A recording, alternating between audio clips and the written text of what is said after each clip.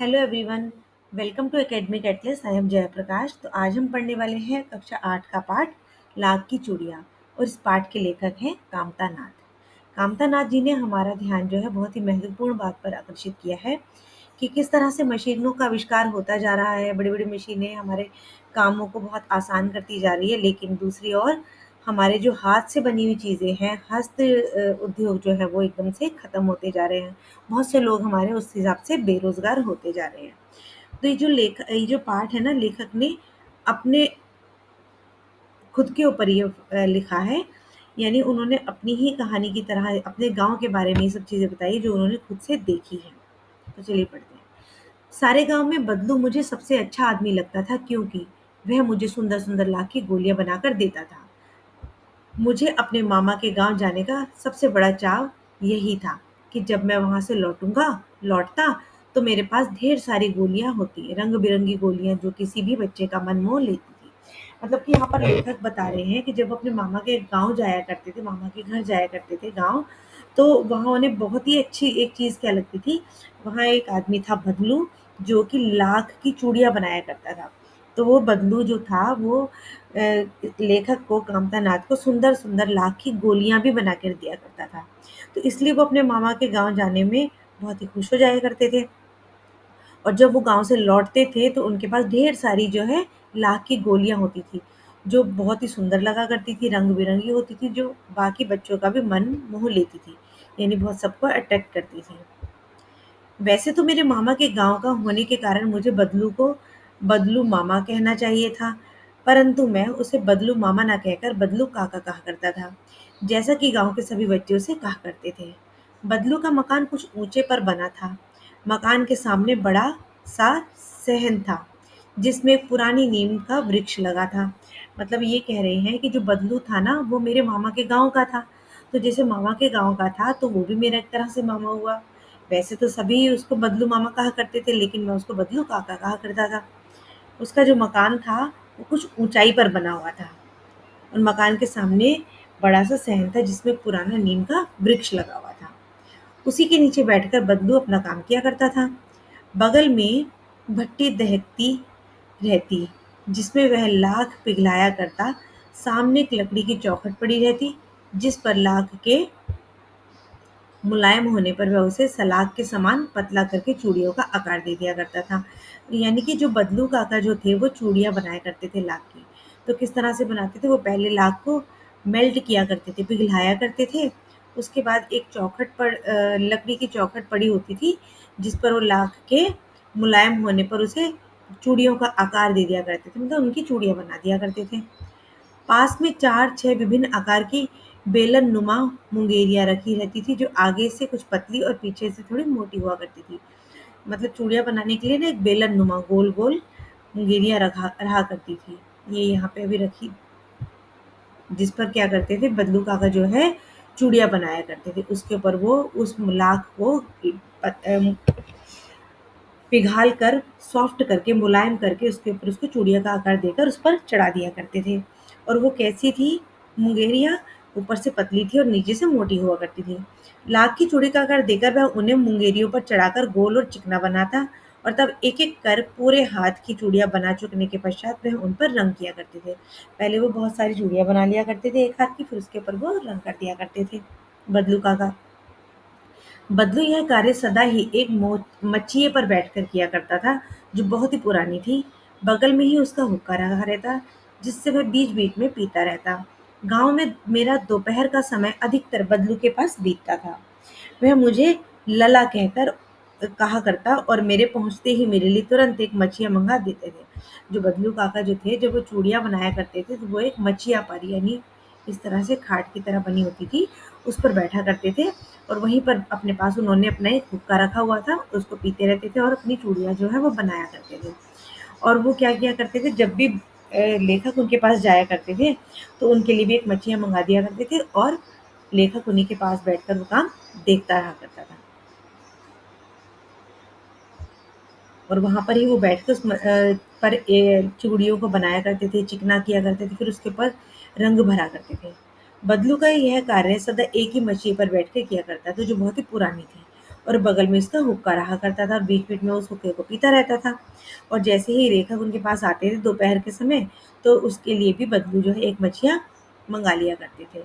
मैं घंटों बैठे-बैठे उसे इसी प्रकार चूड़ियाँ बनाते देखता रहता। लगभग रोज़ ही वह 4-6 जोड़े चूड़ियाँ बनाता और पूरा जोड़ा बना लेने पर वह उसे बेलन पर चढ़ाकर कुछ क्षण चुपचाप देखता रहता, मानो वह बेलन न होकर के किसी नववधू की कलाई हो। तो किया करते थे बदलू काका, वहीं पर वो एक ही मछिया पर हमेशा बैठा करते थे, बीच-बीच में हुक्का पिया करते थे और चूड़ियाँ बनाया करते थे। तो दोपहर को जो लेखक है ना उन्हीं के पास चले जाते थे और वहीं पर अपना बहुत सारा समय बिताया करते थे। अब जो बद काका जो थे वो बदलू काका जो थे वो लेखक को लला कहकर बुलाते थे, ठीक है?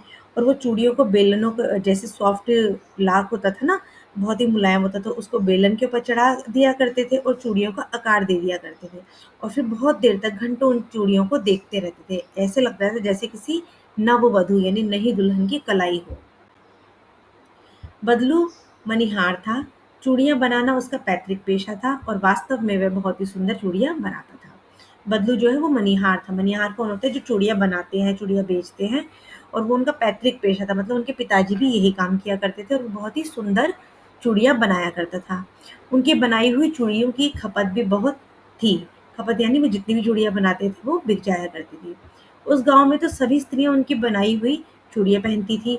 आस-पास के गाँव के लोग भी उससे चूड़ियाँ लेने करते थे। मतलब जिस गाँव में वो रहते थे, उस गाँव की औरतें तो पहना ही करती थी उसके हाथ की बनी हुई चूड़ियाँ, लेकिन जो आस-पास के गाँव के लोग थे, वो भी उसी से चूड़ियाँ ले जाया करते थे।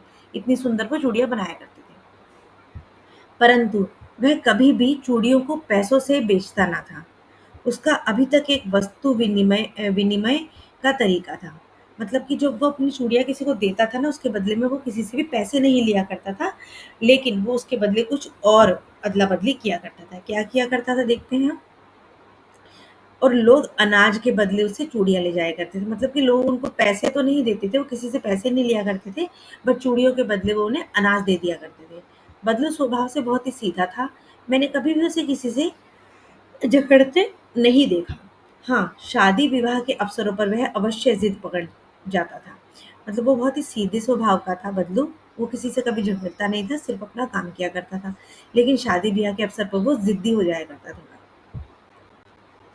जीवन भर चाहे कोई उसे मुफ्त चूड़ियाँ ले जाए, परंतु विवाह के अवसर पर वह सारी कसर निकाल लिया करता था। आखिर सुहाग के जोड़े का महत्व ही होता है। मतलब वो सुहाग का भी जोड़ा बनाया करता था। सुहाग का जोड़ा मतलब जिसकी नई-नई शादी होती है, जो वो चूड़ियाँ पहनते हैं, तो वो सेट भी वो ही बनाया करते थे बदलू। वैसे चाहे वो कभी किसी से पैसे ना लिया करते हो अपनी चूड़ियों को, लेकिन जब वो किसी के विवाह का जोड़ा बनाया करते थे, तो सारी कसर निकाल लेते थे। मतलब उनसे इस तरह से अपने चूड़ियों का जो मोल लिया करते थे। ठीक है, सारी कसर निकाल लेते थे। मुझे याद है मेरे मामा के यहाँ किसी लड़की के विवाह पर ज़रा-सी किसी बात पर बिगड़ गया था और फिर उसको मनाने में लोहे लग गए। लोहे लग गए मतलब बहुत ही मुश्किल से वो माना।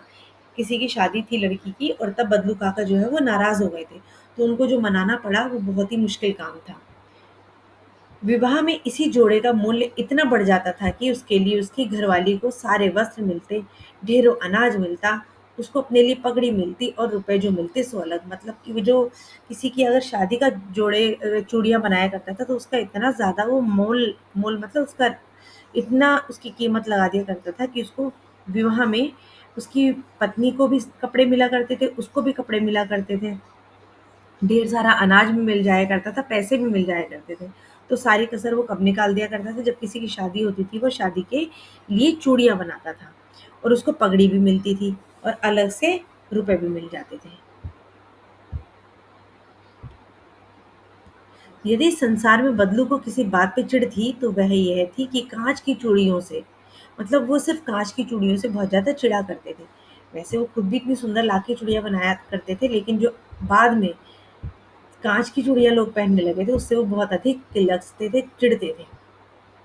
यदि किसी भी स्त्री के हाथों में उसे काँच की चूड़ियाँ दिख जाती तो वह अंदर ही अंदर कुढ़ उठता और कभी-कभी तो 2-4 बातें भी सुना दिया करता था। अगर किसी भी औरत ने, किसी भी स्त्री ने काँच की चूड़ियाँ पहनी होती थी, तो वो अंदर ही अंदर बहुत ही गुस्से में आ जाया करता था और कभी-कभी तो उसको भी 2-4 बातें सुना दिया करता था जिसने पहनी होती थी। मुझसे तो वह घंटों बातें किया करता, कभी मेरी पढ़ाई के बारे में पूछता तो कभी मेरे घर वालों के बारे में और कभी तो वह शहर के जीवन के बारे में। तो वो जो था बदलू तो जो था वो कामता नाथ जी से बहुत देर तक लेखक से बहुत-बहुत देर तक बातें करते थे। कभी पढ़ाई की, कभी जहाँ वो रहता वहाँ की, कभी उनके जीवन की, तो बहुत देर तक उनसे बातें किया करते थे। कभी यूँ ही शहर के जीवन के बारे में कभी-कभी बातें कर लेते थे वो। मैं उससे कहता कि शहर में सब काँच की चूड़ियाँ पहनते हैं, तो वह उत्तर देता, शहर की बात और है लला, वहाँ तो सभी कुछ होता है। वहाँ तो औरतें अपने मर्द का हाथ पकड़कर सड़कों पर घूमती भी हैं और फिर उनकी कलाइयाँ नाजुक होती है ना, लाख की चूड़ियाँ पहनने तो मोच ना आ जाएगी। अब जो लेखक थे कामता नाथ जी वो बदलू को बताते थे कि शहर में तो सभी कांच की चूड़ियाँ पहनते हैं क्योंकि बदलू को पसंद नहीं था। तो बदलू काका क्या कहते हैं कि शहर के जो लोग हैं वो अलग है, यहाँ की बात अलग है ना। अब बदलू काका क्या कहते हैं कि वहाँ की औरतें तो अपने मर्द का हाथ पकड़ के घूमते हैं, मतलब अपने हस्बैंड के साथ हाथ पकड़ कर भी घूम लेती हैं। उनकी कलाई इतनी नाजुक होती है कि वो जो हमारी लाख की चूड़ियाँ वो पहन नहीं पाएंगी, उनको तो कलाइयों में मोच आ जाएगी। कभी कभी बदलू मेरी अच्छी खासी खातिर भी करता था। जिन दिनों उसकी गाय के दूध होता वह के लिए सदा मेरे लिए मलाई बचा कर रखता था और आम की फसल से मैं तो रोज ही उसके यहाँ 2 से 4 आम खाया था, मतलब उसके यहाँ पे आम भी लगे हुए थे। और बदलू क्या था जब भी जाता था वहां से 2-4 आम खा के आता था। परंतु इन सब बातों के अतिरिक्त जिस कारण वह मुझे अच्छा लगता था वह था कि लगभग रोज ही वह मेरे लिए 1-2 गोलियां बना देता। और ज्यादा क्या लेखक का अच्छा लगता, लेखक तो बदलू की क्या बात अच्छी लगती थी कि वो रोज उसके लिए 1-2 गोलियां ला के बना दिया करते थे। मैं बहुधा हर गर्मी की छुट्टियों में अपने मामा के यहाँ चला जाता और एक आध महीने वहीं रुक रहकर स्कूल खुलने के समय तक वापस आ जाता। परंतु 2-3 बार ही मैंने अपने मामा के यहाँ गया हूँगा। तभी मेरे पिता की एक दूर के शहर में बदली हो गई और एक लंबे अवधि तक मैं अपने मामा के गाँव ना जा सका। सॉरी। मतलब जो लेखक थे वो अपने मामा के यहाँ मामा के गाँव में अक्सर जाया करते थे। जब भी उनके स्कूल की छुट्टियाँ होती थी तभी वो चले जाया करते थे। लेकिन ऐसा बस कुछ टाइम तक के लिए हुआ क्योंकि उनके मामा की फिर कहीं और पोस्टिंग हो गई, कहीं पर और बदली हो गई और वो काफ़ी टाइम तक, काफ़ी लंबी अवधि तक वो अपने मामा के गाँव ना जा सके। तब लगभग 8-10 वर्षों के बाद जब मैं वहाँ गया तो इतना बड़ा हो चुका था कि लाखों की गोलियों में मेरी रुचि अब नहीं रही। मतलब जब काफ़ी सालों बाद वो अपने मामा के गाँव गए तो उनका जो, अब क्योंकि वो बड़े हो गए थे ना तो उनको वो लाख की गोलियाँ बिल्कुल मतलब किसी काम की नहीं थी, वो खेलते थोड़ा थे, तो उनकी उसमें रुचि भी नहीं रही। अतः गाँव में होते हुए भी कई दिनों तक मुझे बदलू का ध्यान ना आया। काफ़ी टाइम बाद वो गए थे, काफ़ी सालों बाद वो जब अपने गाँव गए, मामा के गाँव गए तो उनको काफ़ी टाइम तक तो बदलू का ध्यान तक नहीं आया क्योंकि काफ़ी गैप हो चुका था। इस बीच मैंने देखा कि गाँव में लगभग सभी स्त्रियाँ काँच की चूड़ियाँ पहने हैं, क्योंकि अब तक तो बदलू के हाथ की बनी हुई लाख की चूड़ियाँ पहना करती थी गाँव की औरतें, लेकिन अब क्या देखा लेखक ने कि गाँव की सभी औरतों ने जो है काँच की चूड़ियाँ पहनी हैं। विरले ही हाथों में मैंने लाख की चूड़ियाँ देखी। विरले मतलब किसी-किसी के हाथों में ही मैंने लाख की चूड़ियाँ देखी। तब एक दिन सहसा मुझे बदलू का ध्यान आ गया।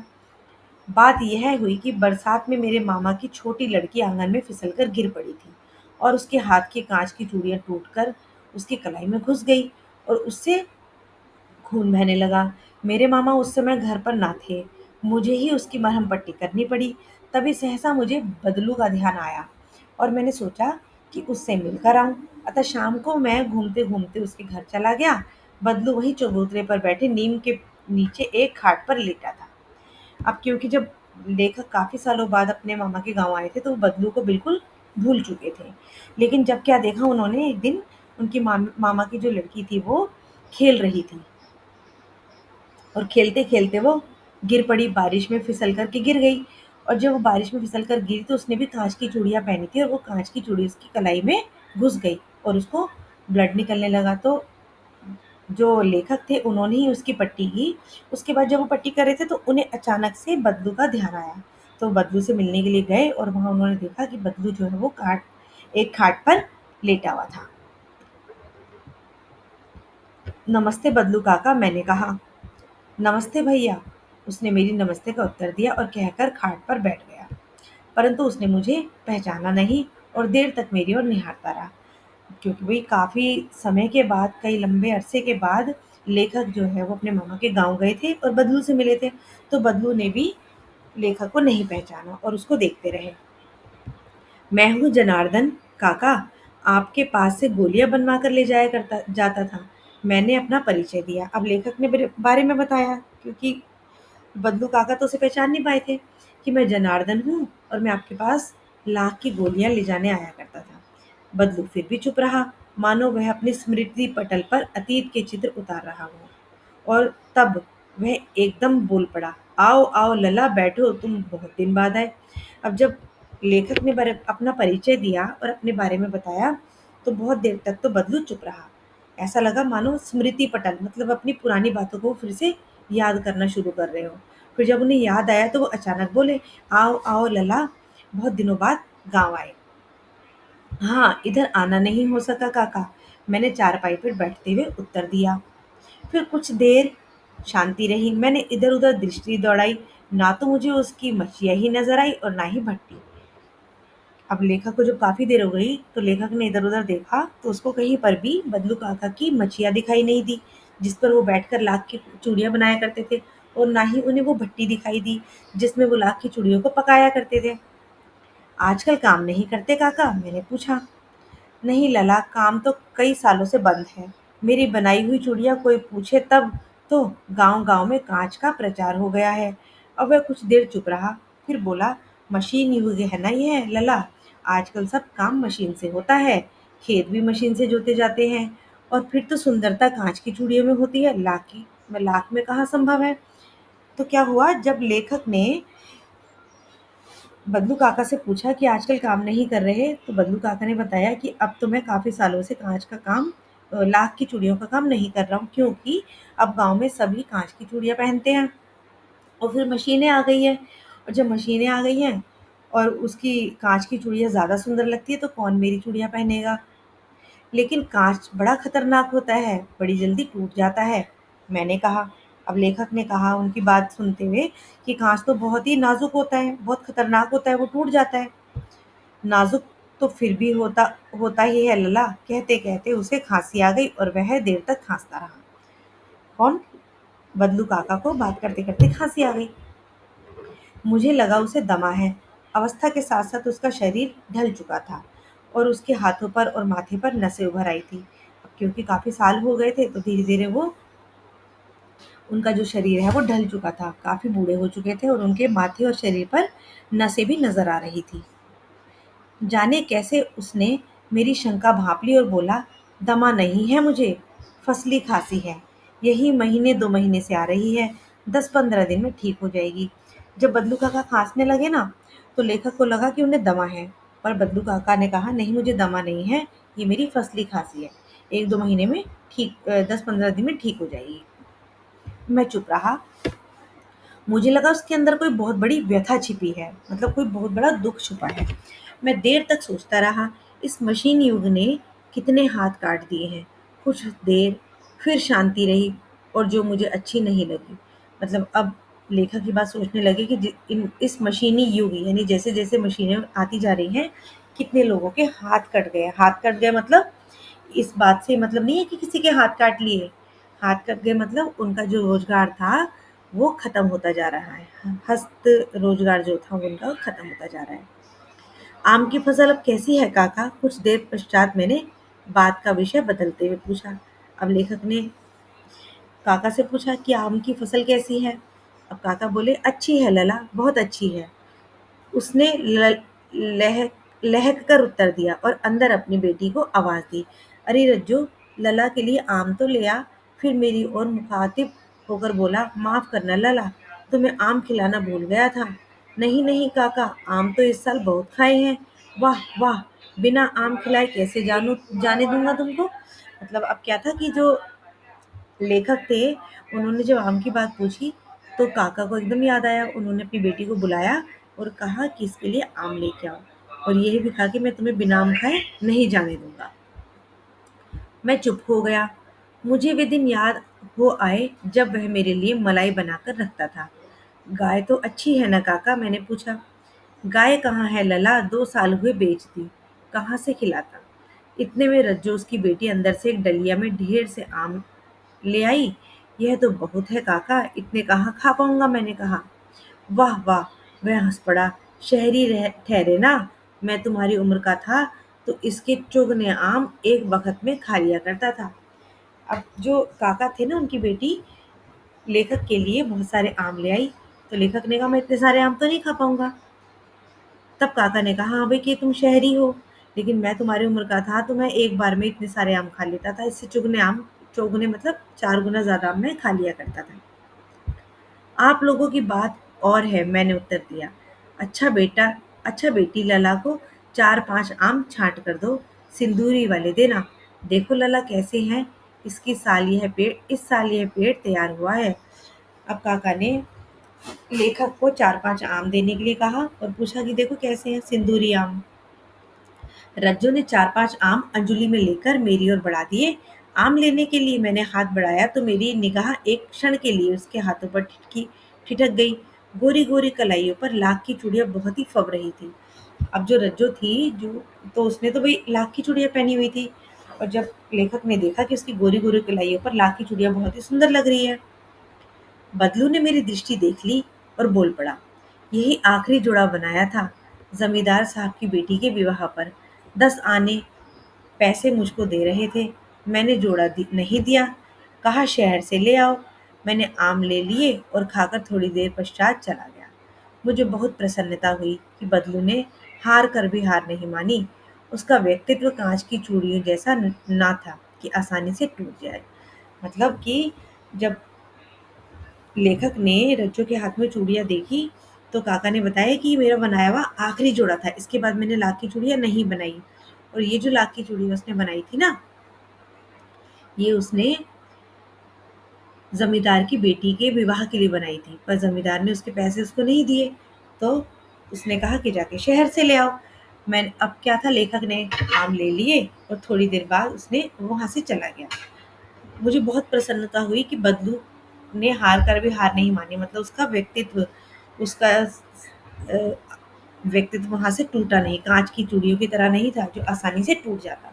यानी कि अभी भी वो लाख की चूड़ियों पर बहुत ही विश्वास किया करते थे।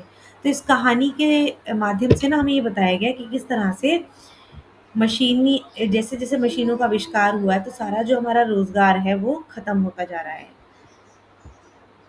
लोगों को रोजगार बिल्कुल ही नहीं मिल रहा है, क्योंकि मशीनों ने 10-10 लोगों का काम एक साथ करना शुरू कर दिया है। तो लोगों के पास रोजगार की कमी होती जा रही है ना? ये बहुत ही सुंदर पाठ है जिसमें हमें आज के रोजगार के बारे में बताया गया कि किस तरह से मशीनों की वजह से हमारे रोजगार में फर्क पड़ा है, हमारे पास बेरोजगारी बढ़ती जा रही है। और अगर आपको ये पाठ पसंद आया हो, समझ आया, तो उसको सब्सक्राइब कीजिएगा, लाइक कीजिएगा और शेयर कीजिएगा। मिलते हैं नेक्स्ट वीडियो में। Bye bye.